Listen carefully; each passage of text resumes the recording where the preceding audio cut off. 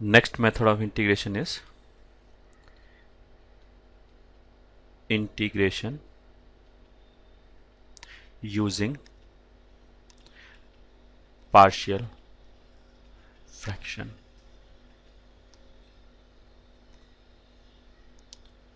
ठीक है, इस बात का मतलब क्या है? सबसे पहले तो मैं ऐसे देखूँ, मान लिया हमारे पास ऐसे लिखा है 2/x-2 माइनस 1/x-1, ठीक है, मान लिया ऐसे लिखा हुआ है।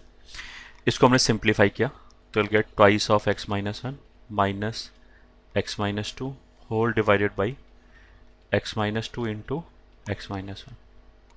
इसको फर्दर सिंप्लीफाई करोगे तो यहाँ से आएगा 2x माइनस एक्स, कितना बचा? x, फिर -2 और +2, ये तो बाई चांस कैंसिल हो गया, तो x/x-2 इंटू x-1 ये बचा। ठीक है, अगर लेफ्ट हैंड साइड वाला टर्म दे रखा है तो उसको सिंप्लीफाई करके हम ऐसे लिख सकते हैं राइट हैंड साइड में। ये ठीक है, उल्टा भी सही है। इसका मतलब क्या है कि अगर मान लिया हमको ये दे रखा हो, ठीक है, और इसको मैं लेफ्ट हैंड साइड में ऐसे एक्सप्रेस कर पाऊँ, तो इंटीग्रेशन के पॉइंट ऑफ व्यू से this will be very easy. अगर मान लिया क्वेश्चन में उसने मेरे को ये इंटीग्रेट करने के लिए दे रखा है और उसको मैंने सिंप्लीफाई करके ऐसे लिख लिया, ठीक है, राइट से सॉरी लेफ्ट से राइट पे जाना इज़ वेरी इजी, वो तो सिंपल मैनिपुलेशन है, एलसीएम लो तो आ जाएगा। राइट से लेफ्ट पे जाना is called this partial fraction.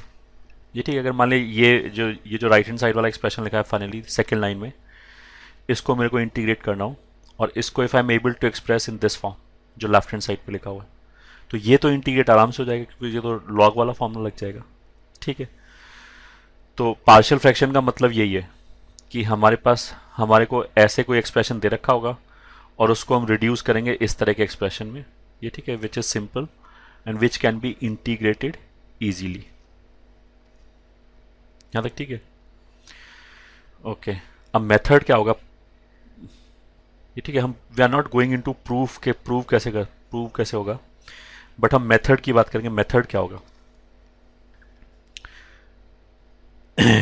उसके लिए मान लिया हमारे पास कोई एक्सप्रेशन दे रखा है कुछ ऐसे करके, कुछ भी, मतलब से x³ plus 5x² plus 7x minus 8/x-1 whole square x-2, ये ठीक है, एंड से x² प्लस x प्लस 1। ठीक है, मैंने ये एक्सप्रेशन दे रखा है। अभी तो हमने केवल ये वाला एक्सप्रेशन को ब्रेक किया था ऐसे लेफ्ट हैंड साइड में। ये ठीक है, ये वाला जो एक्सप्रेशन है इसको भी ब्रेक कर सकते हैं। ठीक है, अब उसको ब्रेक करने का तरीका क्या है वो बताया जा रहा है। ठीक है, ये जो न्यूमरेटर वाला पॉलिनोमियल, इसका डिग्री कितना है? 3। डिनोमिनेटर का टोटल डिग्री कितना होगा? 2, 3, 4, 5, क्योंकि स्क्वायर है। डिनोमिनेटर का पूरा डिग्री कितना होगा? 5। न्यूमरेटर का डिग्री कितना है? 3। तो जो हमारा सबसे पहला स्टेप ये आएगा वो ये आएगा कि जो भी टर्म लिखा है उसको प्रॉपर फ्रैक्शन वाली फॉर्म में लिखा, प्रॉपर फ्रैक्शन वाली फॉर्म में लिखा। इसका मतलब क्या है कि न्यूमरेटर का डिग्री डिनोमिनेटर से कम रहना चाहिए। ठीक है, अगर कम ना हो तो क्या करेंगे? तो फिर डिवाइड कर लिया। जैसे मान लिया अगर हमें ये दे रखा है x² plus 5x plus 7 upon से x-1 x-2, तो इस वाले केस में तो इसका भी डिग्री 2 है, इसका भी डिग्री 2 है, तो ये तो बराबर हो गया। और जबकि हमने क्या बोला था कि अगर हम इसको ऐसे ब्रेक करना चाहते हैं, ऐसे ब्रेक करना चाहते हैं, तो न्यूमरेटर का डिग्री कम रहना चाहिए। ठीक है, तो इसमें क्या करेंगे? इसमें क्या करो? डिवाइड कर दो। मतलब डिवाइड करोगे तो यहाँ पे कोशेंट आ जाएगा प्लस यहाँ पे रिमाइंडर आ जाएगा और whole divided by x-1 x-2 ऐसे आ जाएगा। ठीक है, कोशेंट और रिमाइंडर आई होप तुम्हें पता होगा कि ऐसे कर सकते हैं कि x-1 x-2 से इस x² प्लस 5x प्लस 7 को डिवाइड कर लिया तो यहाँ तो कोशेंट आ जाएगा और यहाँ पे लास्ट में रिमाइंडर बचेगा। आई होप तुम्हें ऐसे डिवीजन करना आता होगा। ठीक है, हाँ, तो अब हमने लिखना शुरू किया स्टेप 1। ये ठीक है,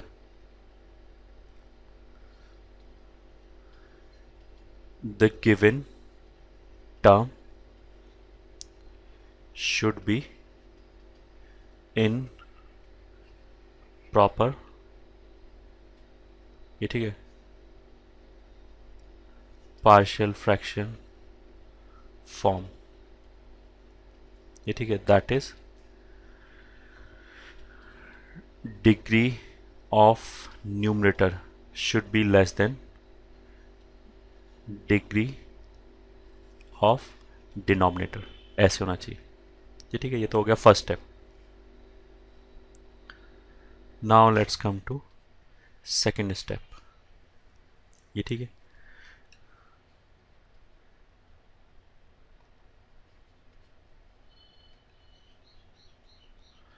corresponding to x minus alpha raised to power say k in denominator, dr मतलब डिनोमिनेटर लिखा हुआ है, corresponding to x minus alpha raised to power k in denominator right hand side will have k terms, ये ठीक है, as following, ये ठीक है, कुछ भी a1 times x minus alpha plus a2 times x minus alpha का square plus a3 times x minus alpha का cube plus and so on, और लास्ट में आ जाएगा ak times x minus alpha raise to power k, ये ठीक है, where a1 a2 a3 and so on up till ak, ठीक है, आर कॉन्स्टेंट्स, ठीक है, a1 a2 a3 ये सब कॉन्स्टेंट्स हैं। कहने का मतलब क्या है, जैसे इस ऊपर वाले एक्सप्रेशन पे आ जाओ एक मिनट के लिए, ये हो गया, इसके डिनोमिनेटर में दो टर्म है, ये वाला टर्म है, ये वाला टर्म है। तो अभी उसने क्या बोला कि अगर किसी भी ऐसे लीनियर टर्म पे पावर k होगा तो दूसरे साइड में जब इसको ऐसे लिखा जा रहा है, ब्रेक करके जब लिखा जा रहा है, तो उसके करस्पॉन्डिंग k टर्म्स आएंगे, ठीक है। कहने का मतलब क्या है कि अगर मान लिया ये लीनियर टर्म है, एक ही पावर है, तो उसका मतलब क्या, इसके करस्पॉन्डिंग एक ही टर्म आया, ये वाला, ठीक है। न्यूमरेटर में कोई कांस्टेंट आ जाएगा इन जनरल, ऐसे इस पे भी पावर एक ही है तो इस पे भी एक ही टर्म आएगा, ठीक है। तो इस लॉजिक के हिसाब से मान लिया हमारे पास ऐसे लिखा हुआ है, जैसे x cube plus x square plus 5 divided by x minus 1 whole square x minus 2 cube, मान लें ये लिखा हुआ, ठीक है। तो अभी तक इसने क्या बोला कि इसको ब्रेक किया जा सकता है, ठीक है, बशर्ते कि पहला स्टेप क्या बोल रहा है कि न्यूमरेटर का डिग्री डिनोमिनेटर का डिग्री से कम रहना चाहिए, पहले तो हमें ये इंश्योर करना है। तो यहाँ पे तो ठीक है, न्यूमरेटर का डिग्री कितना है 3, डिनोमिनेटर का डिग्री कितना होगा 3 और 2 5, तो न्यूमरेटर का डिग्री कम है, ठीक है।